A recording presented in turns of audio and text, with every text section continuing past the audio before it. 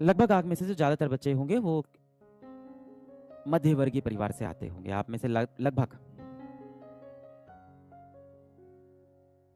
इस बैच में आने वाले और भारत में लगभग ज़्यादातर जो बच्चे होंगे जो कॉम्पिटिटिव एग्जाम की तैयारी करते हैं वो मध्यम वर्गीय घर के होते हैं, मिडिल क्लास फैमिली या उससे भी नीचे से होते हैं, है ना। मतलब आर्थिक रूप पे बहुत ही मजबूत नहीं होते हैं, है ना। अब आपके पास जीवन में बहुत सारे पैसे नहीं हैं, कहीं ना कहीं हो सकता हो आपके पिताजी भी इतने सारे पैसे जिंदगी में नहीं कमा पाए और ये सच है। पर हाँ, आपकी परवरिश में उन्होंने जो कर सकते थे उन्होंने बेस्ट किया। आपको सबसे अच्छे स्कूल में पढ़ाया, आपको सबसे अच्छी कॉपी किताब खरीद के दी, सबसे अच्छे कपड़े पहनाए, अपनी सारी इच्छाएं मार के आपके लिए सारी चीज़ें त्याग किया और आपको इस तरह की कोचिंग भी ज्वाइन कराई। बहुत सारे पैसे तो आपके जीवन में है नहीं। सबसे कीमती चीज़ जो आपके पास जीवन में इस समय है वो क्या है? वो क्या चीज़ है जिसको आप खर्च नहीं भी करना चाहते हो तो बेटा वो खर्च होती जा रही है? समय। पैसा अगर मेरी जेब में मैं खर्च ना करना चाहूं तो वो खर्च नहीं होगा, पर समय खर्च होता जाएगा। आज आप 17 साल के हो और पता नहीं चलेगा कब आप 17 से 25 साल के हो जाओगे बेरोजगार। जीवन निकल जाएगा।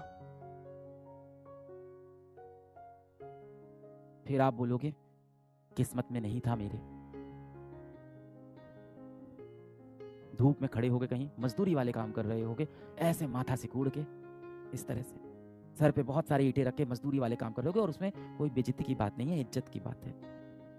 आप में से कई ऐसे बच्चे होंगे जिनके पिताजी ये काम करते होंगे, पर शायद उनको मौके नहीं मिले जीवन में अपने जीवन को और बेहतर बनाने के। आपको मौका मिला है कि आप अपने जीवन को आर्थिक रूप से और बेहतर बनाओ और इस तरह के मजदूर लोगों की मदद करो। जो आपके पास सबसे बड़ी धनराशि है जिसको आप खर्च नहीं भी करना चाहोगे और वो खर्च होती जाएगी, वो है समय। कितना भी कोशिश कर लो, आप किसी भी तिजोरी में बंद कर लो, ये समय ऐसी चीज है ना, बहुत तेजी से अपने हाथ से निकलता जाएगा। और फिर वो समय आ जाएगा जिस दिन आप धूप में एक मजदूरी वाला काम कर रहे होगे, इस तरह से भौं से ओढ़ के धूप में घूम रहे होगे। जो आपकी माथों की लकीरें सिकुड़ने वाली है ना, इन माथों की लकीरों को बदलने के लिए ना किस्मत का काम नहीं होता, मेहनत का काम होता है।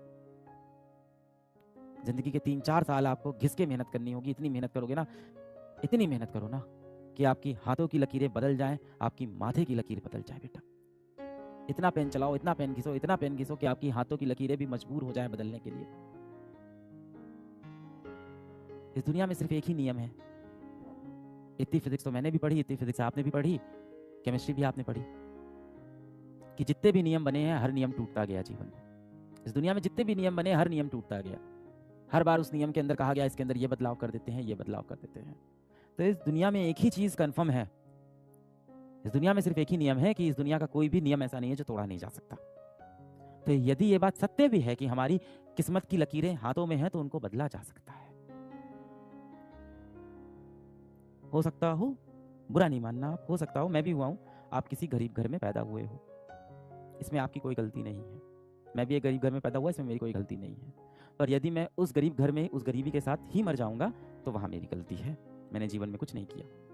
जिन माँ बाप ने मुझे उंगली पकड़ के चलना सिखाया, जिस माँ बाप ने मेरे लिए सब कुछ किया, बुढ़ापे में मैं उनको वो सुख नहीं दे पाया।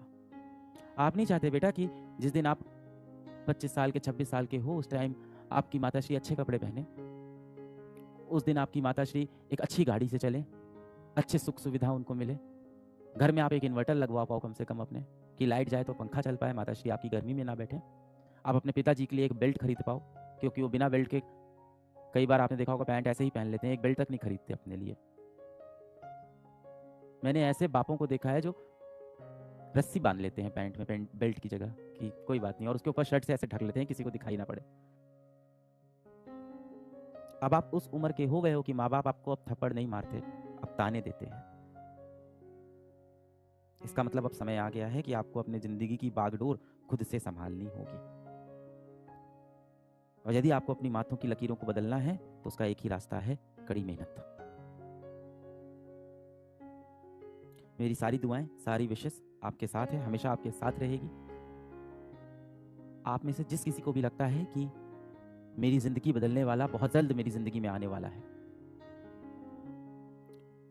अगर बेटा आपको लग रहा है ना कि आपकी ज़िंदगी बदलने के लिए कोई एक व्यक्ति आएगा, कोई एक समय आएगा, कुछ ऐसा होगा कि आपकी ज़िंदगी बदल जाएगी, तो आप इस दुनिया के सबसे बड़े मूर्ख हो। सच बताना, जो तुमने सोचा था क्या वही कर रहे हो? मुझे कमेंट में बताना। जो तुमने सोचा था क्या तुम उसी ट्रैक पे हो जैसा तुमने सोचा था? क्या वैसा ही चल रहा है सब कुछ? अधिकतर बच्चे बोल रहे हैं नहीं चल रही। क्यों नहीं चल रही है बेटा? क्या हुआ ऐसा? पिछले 3 महीने में ऐसा क्या हुआ कि आपने अपने जीवन के लिए जो लक्ष्य साधा था, जो आपने सोचा था कि आप डॉक्टर बनोगे, आप ये परीक्षा निकालोगे, या कोई भी आपने जीवन में एक लक्ष्य साधा था, वो लक्ष्य से आप क्यों भटक गए बेटा? ऐसी कौन सी चीज़ आई आपके सामने जो आपको अपने सबसे महत्वपूर्ण लक्ष्य से भटका के चली गई, और अपने जीवन का सबसे पहला सबसे बड़ा लक्ष्य आप बीच में छोड़ के जीवन में किसी और चीज़ों में अपना समय व्यतीत कर रहे हो? ऐसा क्या हो गया?